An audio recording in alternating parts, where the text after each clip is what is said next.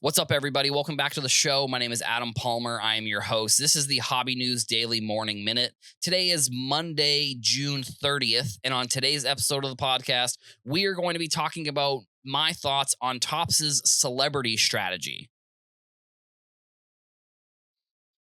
So, on today's episode, I'm going to be talking about what I think Fanatics' celebrity strategy probably ends up being. And I know that one thing that or at least I feel like, based on knowing the industry and been making content and watching people and how they speak in the industry, celebrities are not they they want to be more involved in the sports card industry. We've seen that time and time again. It's mainly athletes, but I think now we're starting to see more mainstream celebrities. We saw Emma Watson, Emma Roberts. One of the Hermione from no wait, not Hermione, Emma Roberts. Yes, that's right.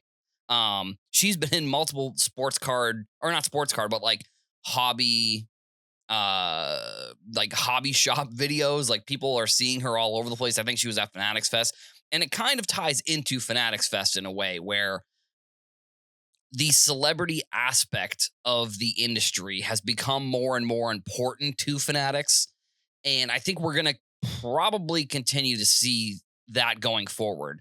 And in my opinion, I think what that means is we're going to see a lot more probably like product collaborations. We're going to see more or celebrities get individual cards, or we're going to see maybe more athletes get cards that are not exactly sports related. Like, we saw over at Fanatics Fest when Kevin Durant got traded.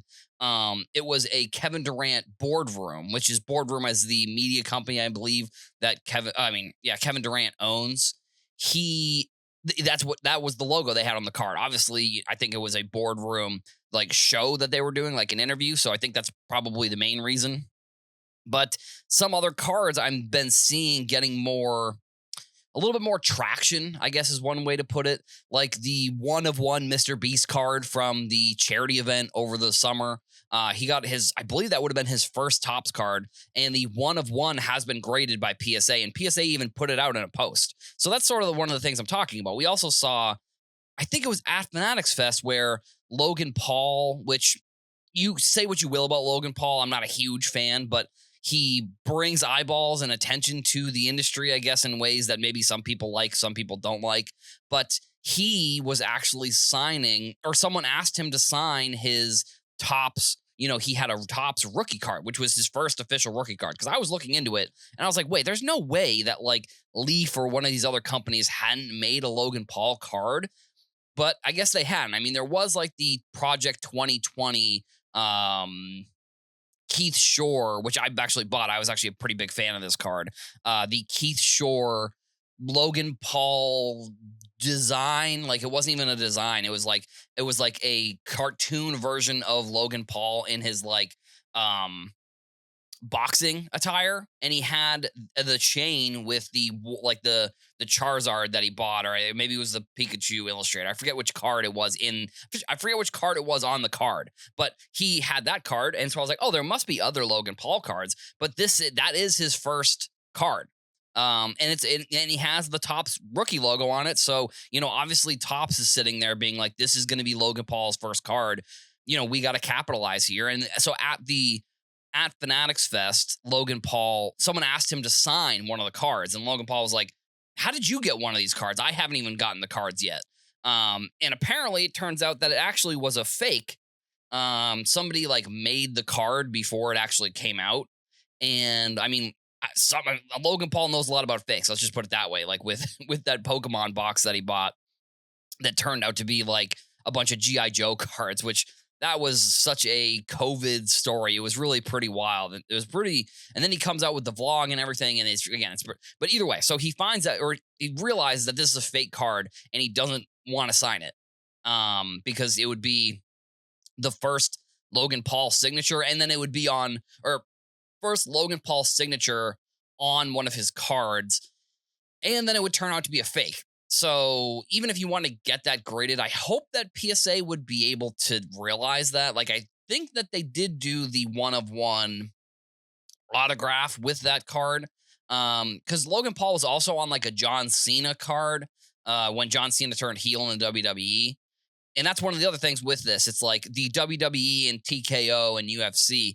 I feel like when I heard about the merger, that was immediately the first thing that I thought about was the celebrity aspect, that the celebrity piece that Tops has like a really good opportunity to capitalize on.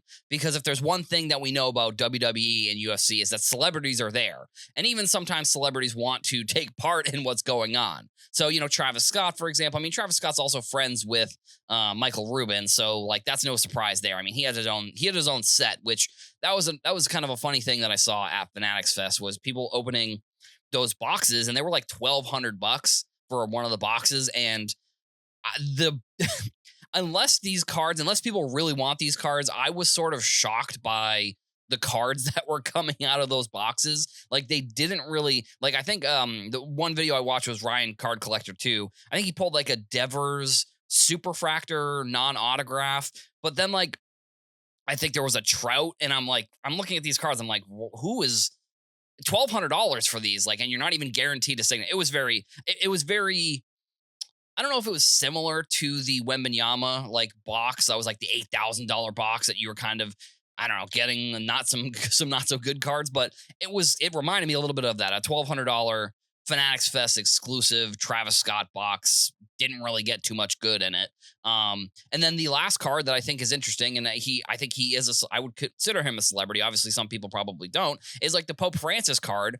I don't think we're getting any autographs on the Pope Francis card, but the one of one it was graded by SGC, I believe, and the card actually is up for sale with Golden right now. So actually, let me just pull this up really quickly because I know I had it saved. Oh no, it was CGC, and it's on Fanatics, and it's on Fanatics collects. So that's a card that I think people will be kind of interested in that card. I thought it was I know that the number to 5 parallels have always been red parallels, but I'm not gonna lie, it did seem a little demonic is the word that I'm going to use there. The number to 5 parallels were just him with a red background. I would have probably switched that up if I were Tops, if I'm going to be honest. Just make it any other color for this one card. But either way, this is sort of all part of Tops' strategy here when it comes to their celebrity marketing within the industry. And the Mr. Beast card had let's see, I had that one up too actually. I believe it